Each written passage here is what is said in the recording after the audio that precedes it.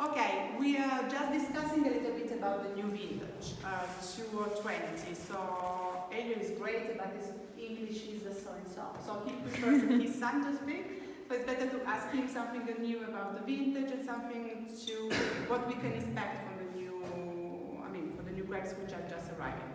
Well, the new grapes are pretty look good. The vintage looks like to be very fast.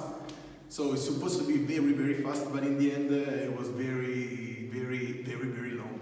And now it's more than a month that we are harvesting, so we are we are even not at the middle of the vintage. So the fruits are great. The weather is not so good, but we're hoping that in a few weeks to hand the last varieties, so Petit Arbin, Nebbiolo, and Femelle. So okay, we just have here in the glasses the Pinot Noir. Pinot Noir, they produce Pinot Noir in different ways. The top, the premium is Americo, we just in the barrels just behind you, if you want to just turn around a little bit. It is really interesting anytime which we can hear, because he always gives us a small lessons about the different steps. So he just taught me how to understand if a wine is doing the malorective fermentation, and this Pinot Noir is doing the malorective fermentation. So this is really important for the red, of course. Do the Petit Albinos also do the nuances, especially? Does it do the malorectic? No. So the acidity is always very important for the wine, and we prefer to have the malic acid because it gives much more freshness to the wine, especially.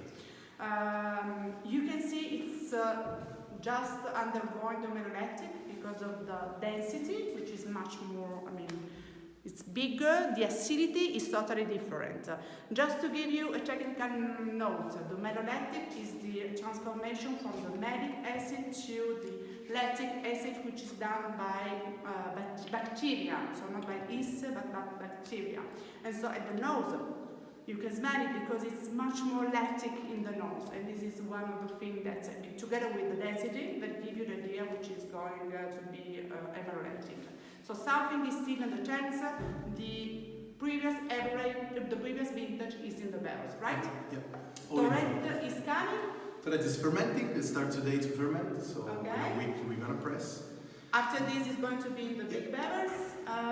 Do you see some big differences between 2020 and 2019 in terms of acidity, sugar, body? Which are the main differences? Well, the period of vintage is the main difference. So last year we began 2 weeks later than this year. Then, of course, the acid and actually the sugar is very, very different from last year. So last year was, as I say, very short vintage. It was hotter last year? Probably yes. There was some peak of hot during the summer.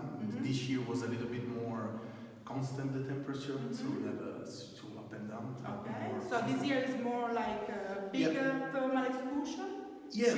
Which is very good. Yeah, in the end of the season, in the last months, yes, it was a bit like that. And then main difference, as I say, is more sugar and acidity. So in the end, it was a very dry summer, very dry, and even if it wasn't so hot like last year, but it was hot in any case because very hot. So the acidity, generally with this vintage, you've got it struggling to reach the maturity. So the sugar is the average altitude of the vineyards? 700 meters. 700 meters. So it's really, really hard to walk here. Just remember, Valle d'Aosta is in the northern part of Italy. Here the temperature is really hot in the summer, really cold in the winter, but always quite, I would say, it's a mitigated climate anyway. No, it's not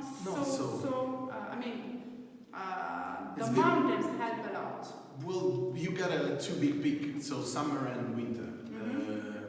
Then it's very, as you say, it's very cold during winter, but very hot during summer. There's no constant. It's one of the most hottest region during summer where we got vineyards in the Valle, of course. So 700 meters on the sea level is really a lot.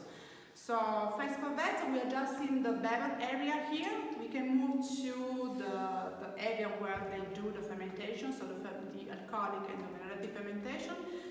And we will go through the wines just a little bit later with Elio, just to understand better each one that they would use. Okay? Thank you. Cool.